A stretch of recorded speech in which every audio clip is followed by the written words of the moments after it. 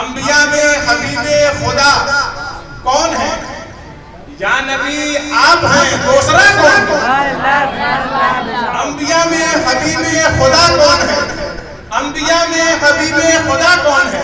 یا نبی آپ ہیں، دوسرا کون ہے؟ مانگتا اس لیے ہوں کہ آپ مختار ہیں۔ پاکستان کے شاعر پیر نصیر الدین نصیر صاحب کیا لکھتے ہیں کہ اب تنگی دامہ پہ نہ جا اور بھی کچھ مانگ، اب تنگی دامہ پہ نہ جا اور بھی کچھ مانگ، ہے آج وہ مائل باتا اور بھی کچھ مانگ، اور دے سکتے ہیں کیا کہ کچھ دے نہیں سکتے، یہ بحث نہ کر ہوش میں آ اور بھی کچھ مانگ، یہ بحث نہ کر ہوش میں آ اور بھی کچھ مانگ۔ اور جو لوگ یہ کہتے ہیں کہ کرم ان کا ہے محدود، ان لوگوں کی باتوں میں نہ جا اور بھی کچھ مانگ، ان لوگوں کی باتوں میں نہ جا اور بھی کچھ مانگ۔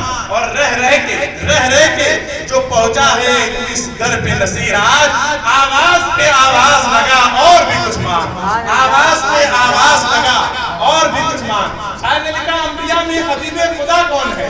یا نبی آپ ہیں، دوسرا کون ہے؟ مانگتا اس لیے ہوں کہ آپ مختار ہیں، ورنہ محتاج سے مانگتا کون ہے؟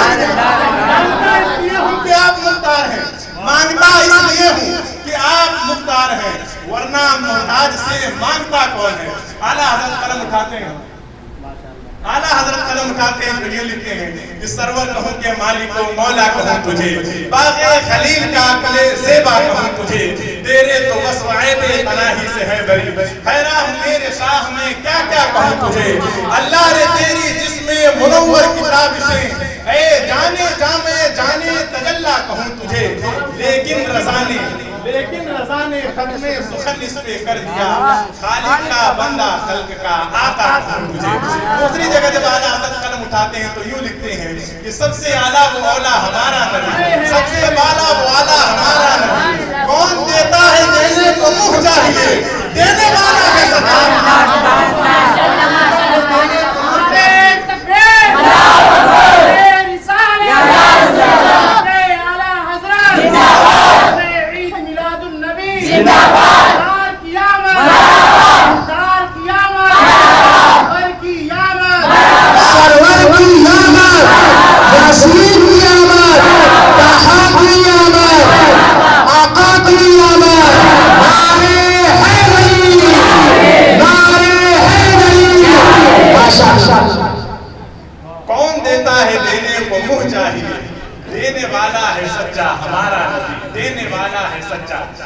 نبی۔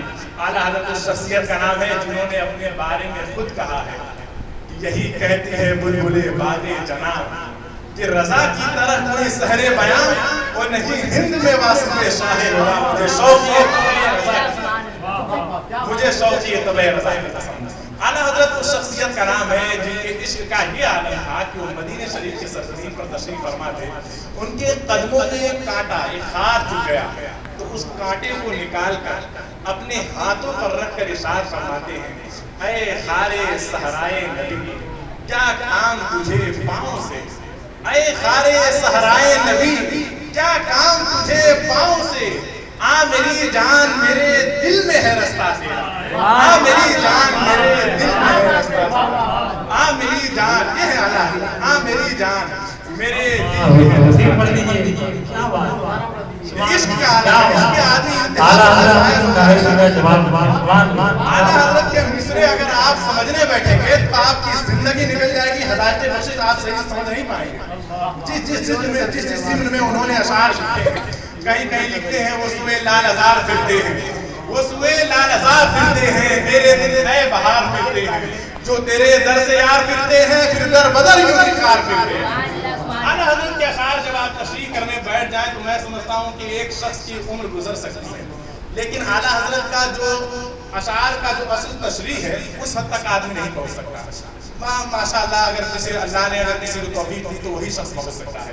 دوبارہ پڑھنے کا حکم ہوا ہے کہ دیکھیں آپ اعلیٰ حضرت لکھتے ہیں، اے خارے صحرائے نبی کیا کام تجھے پاؤں سے، اے خارے صحرائے نبی کیا کام تجھے پاؤں سے، آ میری جان میرے دل میں ہے رستہ تیرا، آ میری جان میرے دل میں ہے رستہ تیرا۔ بہت شکریہ، میری جان میرے دل میں ہے رستہ تیرا. اعلیٰ حضرت تو پھر اعلیٰ حضرت ہے.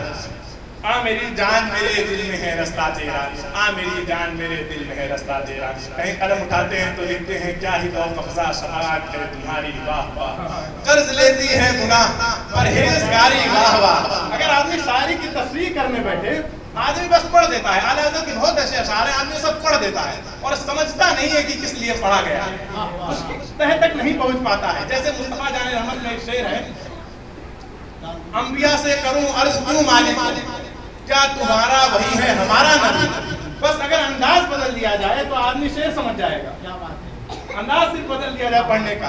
اعلیٰ حضرت کہتے ہیں کہ انبیاء سے کروں عرض کیوں مالک.